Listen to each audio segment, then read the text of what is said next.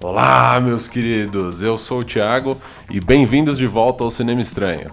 Hoje nós vamos falar um pouquinho sobre Cyberpunk, o que é, onde vive, do que se alimenta. Um dos grandes exemplos de Cyberpunk, que é Blade Runner. Sim, eu sei, Blade Runner estreia daqui a pouquinho, então vamos aproveitar e falar sobre ele. E eu vou falar também sobre algumas grandes dicas de filmes, livros e tal, que são Cyberpunk, coisas aí para vocês se basearem. Primeiramente, antes de falar sobre o Cyberpunk, acho que a gente precisa dar um passo mais para trás, né? Eu preciso falar sobre ficção científica. O que é ficção científica? A ficção científica é um mecanismo literário, cinematográfico, artístico, para tentar imaginar o futuro. Novas tecnologias, interações sociais, sociedade, comida, bichos, robôs, aliens, o que você imaginar tá ali no reino da ficção científica. A ficção científica, ela reimagina muita coisa. Ela reimagina tecnologia, ela reimagina pessoas, ela reimagina drogas, ela chega até a reimaginar tempo. Quando você está pensando em história alternativa, com a grande obra do Philip K. Dick, que eu vou falar bastante dele aqui, O Homem no Castelo Alto, que é uma reimaginação da história, ou e se os nazistas tivessem ganhado a Segunda Guerra Mundial. Também a gente tem o gênero steampunk, que é um gênero que reimagina o século XIX, século XVIII ali.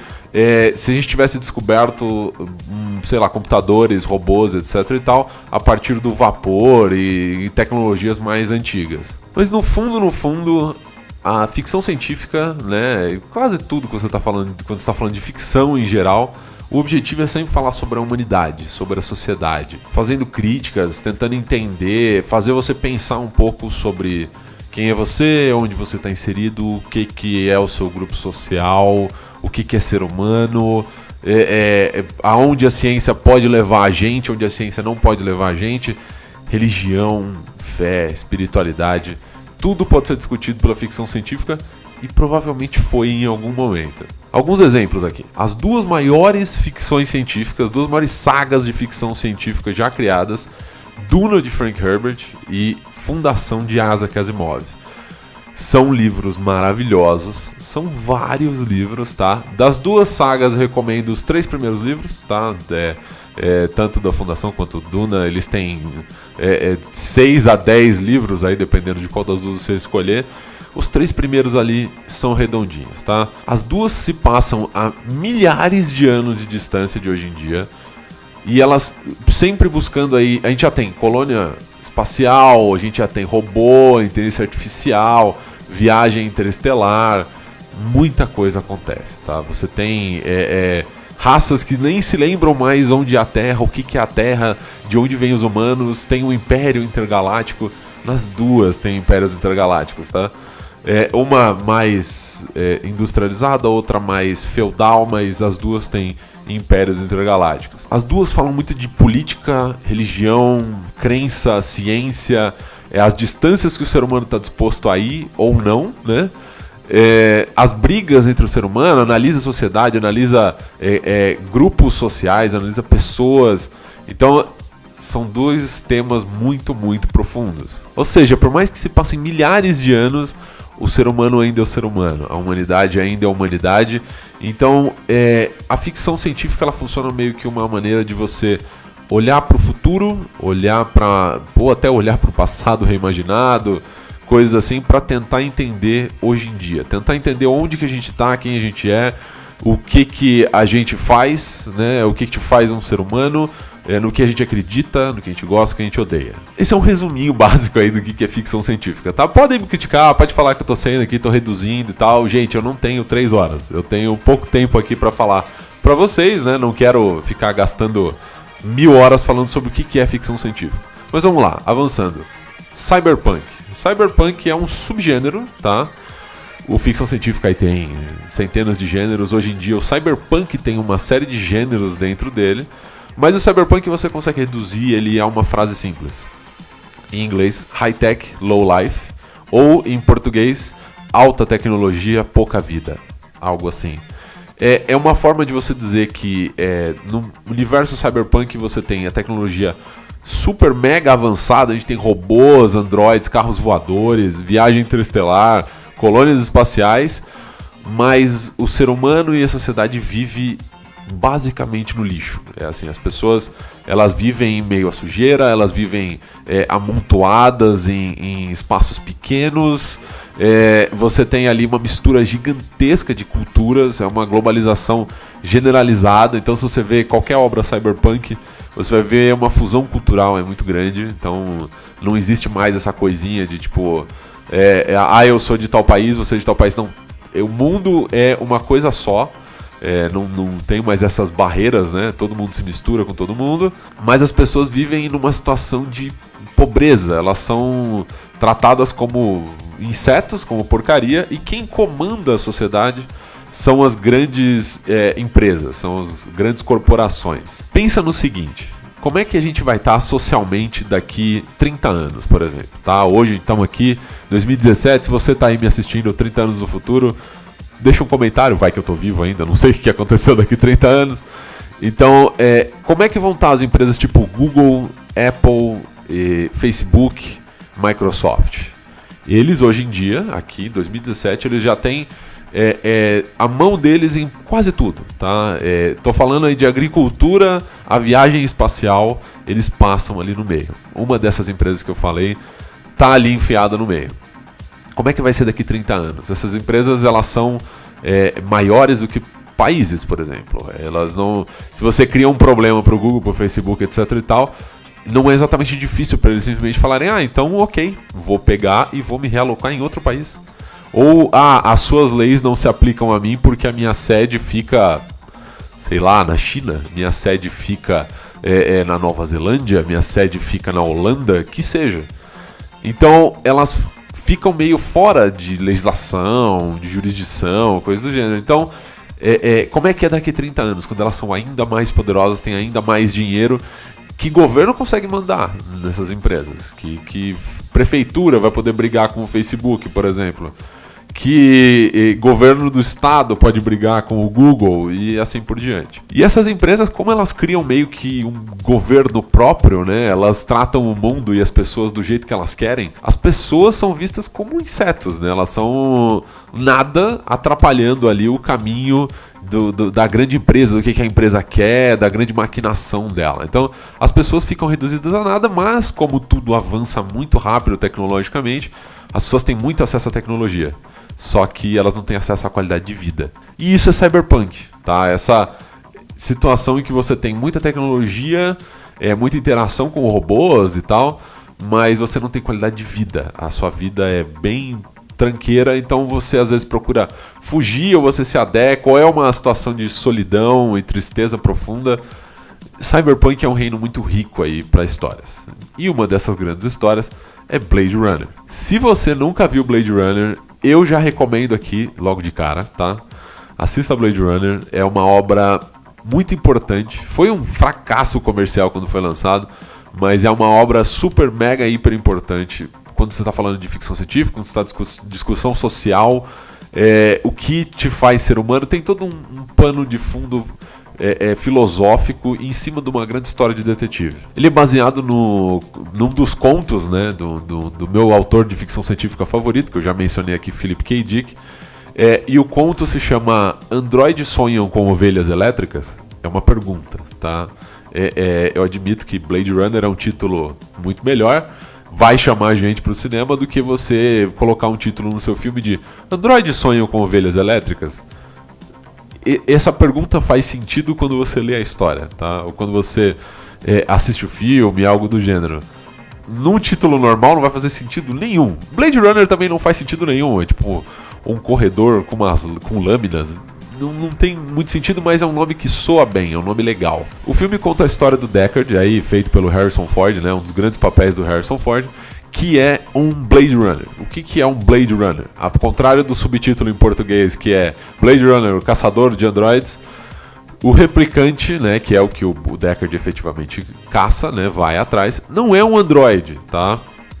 Ele não é necessariamente um robô. Um replicante é como se fosse uma forma de vida gerada em laboratório para uma função específica, tá? Então você pensa que você cria uma forma de vida em que você implanta memórias, você implanta uma série de coisas para ela trabalhar como minerador, por exemplo. tá? Você ali colocou a memória que ele é treinado como minerador, ele sabe ser minerador, adora ser minerador, mas você criou ele em laboratório. Eles vivem 4 anos, justamente para que eles não se misturem com a humanidade. E a história do filme trata aí 4 replicantes que fogem, né, de onde eles trabalham. Se eu não me engano, realmente é minerador. Eles fogem de onde eles trabalham para vir para a Terra. E isso é ilegal, porque na Terra eles não são permitidos e tal. Então eles acionam o Deckard para ir atrás deles.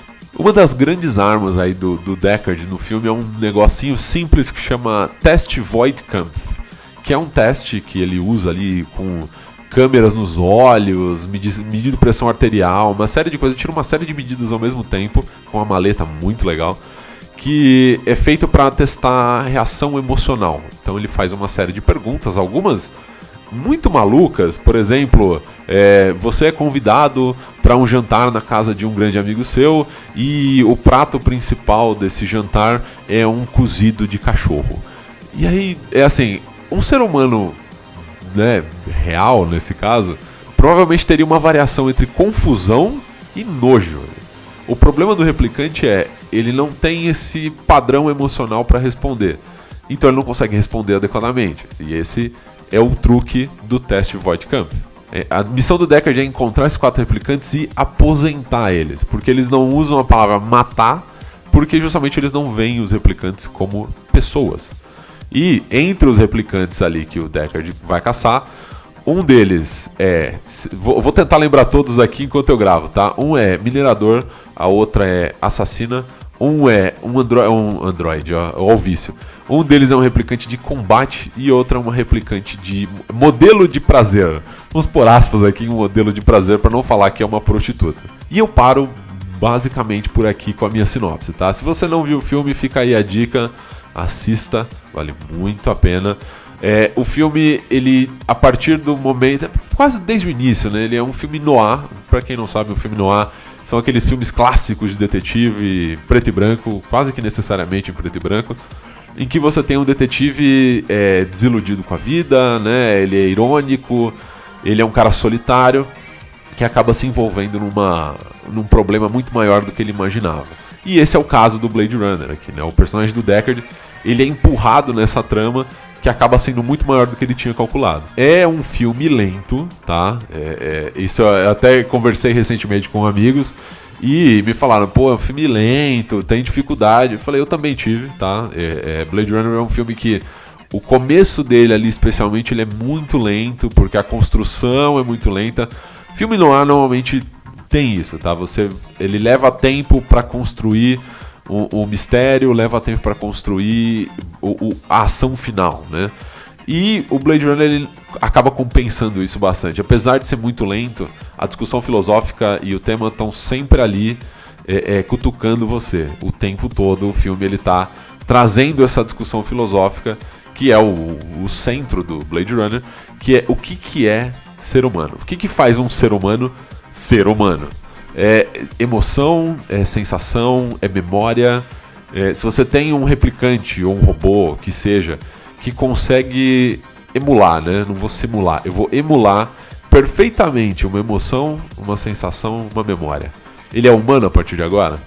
E essa é a grande discussão desse filme. E o Blade Runner aqui, como eu falei um pouquinho antes sobre Cyberpunk, ele faz perfeitamente ali o visual de uma sociedade cyberpunk. Você tem a sociedade ali, todo mundo vivendo em meio ao lixo, vivendo em lugares apertadíssimos, pouco espaço para cada pessoa, é um mundo superpopulado, você tem colônias espaciais aí onde eles prometem sucesso e liberdade, etc e tal, porque a vida na Terra já está praticamente intragável, né? Você tem um clima arruinado, chuva ácida, etc e tal. Eles falam isso em torno ali do filme, né? Fica como pano de fundo. Você tem prédios abandonados, cenários destruídos e tal, e ali uma miscigenação cultural gigantesca. E também você tem a questão da grande corporação comandando tudo, que aí nesse filme o principal é a Tyrell Corporation, que é um dos, né, uma referência grande para quem assiste Blade Runner, a Tyrell Corporation, que são os criadores dos replicantes, né? Eles criaram essa tecnologia dos replicantes, e a sede da empresa é literalmente uma pirâmide. No meio da cidade tem uma pirâmide gigantesca. acho que é difícil você ser mais visual pra falar, olha, essa empresa aqui, ela é maior que a sociedade, ela é maior que as pessoas, ela é maior que os governos. Ela é divina, né? É uma porra de uma pirâmide no meio da cidade. Mas eu vou insistir aqui. Assiste Blade Runner, porra. Você pode não gostar do filme no final, tá? Você pode não gostar, não tem problema nenhum. Ninguém é obrigado a gostar de Casablanca, Poderoso Chefão. Ninguém é obrigado a gostar de nada. Só que eu acho que é um filme que vale a pena ser visto, pelo menos para ser exposto a essa discussão. Do que faz uma pessoa ser uma pessoa, do que faz uma pessoa ser humana, qual o objetivo do ser humano no fim das contas, né? Conversar com o seu Criador, conversar com Deus, por que nós somos mortais, tem muita coisa sendo discutida nesse filme. Vale muito, muito a pena assistir. É um dos meus filmes favoritos, tá? Da minha vida, porque eu acho que é um filme que ele melhora com cada vez que você vê ele. E já deixo claro aqui, né? Você aí que não viu, não tem spoiler, pode ficar tranquilo. Eu só vou responder uma teoria. Pra mim, o Deckard não é um replicante, tá? Apesar das maluquices que estão ali inseridas nas últimas versões do filme, o Deckard não é um replicante, não faz sentido. Porque como é que ele vai ser um replicante de o mais último dos últimos modelos se ele tá carregando junto com ele, em tese, a replicante do último modelo que saiu. Então ele tá ativa há mais tempo que ela, ele tá ali na sociedade há mais tempo que ela, e ele é mais moderno que ela, não faz sentido, tá? Entre outras coisas, esse é um dos motivos pelos quais eu acho que o Deckard não é um replicante, tá? Então, isso não é necessário pro filme, mas é uma teoria. Agora, dicas aqui, né, do que assistir, do que ler, pra se inteirar de universo cyberpunk. Tem coisas aí que são inspiradas pelo Blade Runner, ou pelo livro, ou pelo filme. E tem coisas aí que inspiraram Blade Runner, tá? Inspiraram até outras coisas. A primeira é Ghost in the Shell, o anime e o mangá. O filme não, tá? Por favor, o filme ele é fraco, pra dizer o mínimo, né? Pra quem gosta muito do anime, o filme é um insulto praticamente. Mas vale a pena aí o anime e o mangá, e inspirou muita coisa e foi inspirado pelo Blade Runner, assim, claramente. Tem muita coisa de Blade Runner ali em Ghost in the Shell. Outra dica, Neuromancer, um livro do William Gibson. Esse livro nunca foi trazido para o cinema na forma, né, própria dele, Neuromancer, mas ele é um livro que ele tem ramificações. Ele é um livro que inspirou muita gente, ele inspirou muito filme, ele inspirou muita coisa. Entre eles, outra dica aqui, Matrix. Matrix é uma obra inspirada quase que totalmente ali no Neuromancer. Se você ler Neuromancer e assistir Matrix, você vai ver muita coisa foi ali, não vou dizer copiada, foi tarantinada da obra do William Gibson. Vingador do Futuro, o original com o Arnold Schwarzenegger. Sim, existe um filme do Arnold Schwarzenegger que tem implicações filosóficas, todo um tema aí por trás. E é esse Vingador do Futuro. É dirigido pelo maravilhoso Paul Verhoeven, que é um dos meus diretores favoritos. E esse é um filme que, apesar de ter o Schwarzenegger, ter muita ação, ter tiroteio, nojeira, maluquices em geral, é um filme que tem um tema filosófico por trás. Então, Vingador do Futuro com Arnold Schwarzenegger. Akira, que é um anime maravilhoso. Por favor, não refaçam, tá? Não precisa encostar, tá bom. Não refaz, não adapta, tá ótimo, maravilhoso. Um dos melhores animes já feitos. Uma série de mangás incrível. Akira, Akira vale tatuagens no peito de tão maravilhosa que é essa obra, tão bem discutida. O anime é uma adaptação muito boa de uma obra super longa, então quem tiver a chance de ler o mangá, leia, vale muito a pena. E o anime é obrigatório, é fantástico. Recomendo também aí a coletânea de contos, né, do Philip K. Dick, que leva o nome da obra que inspirou o Blade Runner, que é Androides Sonham com Ovelhas Elétricas. Tem publicação no Brasil, tem publicação no exterior, já foi publicado e republicado 70 mil vezes, vale muito a pena e tem histórias muito boas. E a história do que inspirou Blade Runner, vocês vão ver que é algo curto, mas é muito marcante. E você vai entender o porquê a pergunta do Android Sonho com Ovelhas Elétricas. Recomendo também Jogador número 1, né, que é uma obra um pouco mais recente, aí, ela é mais adolescente, ela não é tão profunda assim, mas ela se passa num universo bem cyberpunk. E é uma obra divertida, ela é um livro bem divertido, bem nostálgico, tem 70 milhões de referências para pessoas como eu que nasceram nos anos 80, né, cresceram bastante nos anos 90 e coisas assim. Então ele é bem nostálgico, não tem muita profundidade, mas é uma leitura divertida. Vai virar filme aí pela mão do Steven Spielberg, então vale a pena aí essa dica. E pra finalizar, outro dos meus filmes favoritos da vida, que é Robocop, o original, lá de 87, se eu não estou enganado. É um filme também dirigido pelo Paul Verhoeven. Paul Verhoeven é um diretor maravilhoso. E esse filme ele tem muita discussão. Pra mim é uma obra-prima o Robocop, sério. É um filme sobre um cara que se vira um robô policial. É uma obra-prima da sátira e crítica social. É um filme que vive ali num universo cyberpunk muito forte. E, cara, tem muita coisa a ser dita dentro do Robocop. O Robocop ele fez 30 anos faz pouco tempo, aqui, da data dessa gravação. E ele é um filme que ele melhorou conforme eu envelheci junto com ele. Eu tenho exatamente a mesma idade que o Robocop, só a diferença de alguns meses ali. Mas ele é um filme que ele me conquistou quando era criança. Era um pouco errado eu assistir esse filme quando criança, que ele é bem violento. Mas ele tem tanta crítica, tem tanta coisa dentro desse filme, tem tantas mensagens, que eu acho que ele vale a pena até hoje em dia. Eu vi ele com uma cabeça quando eu tinha lá meus 5, 6 anos de idade, e eu vejo com outra cabeça hoje em dia quando eu tenho 30. Então esse filme persiste. Eu amo Robocop e, né, recomendo aí, se você não viu o Robocop, o original é muito bom.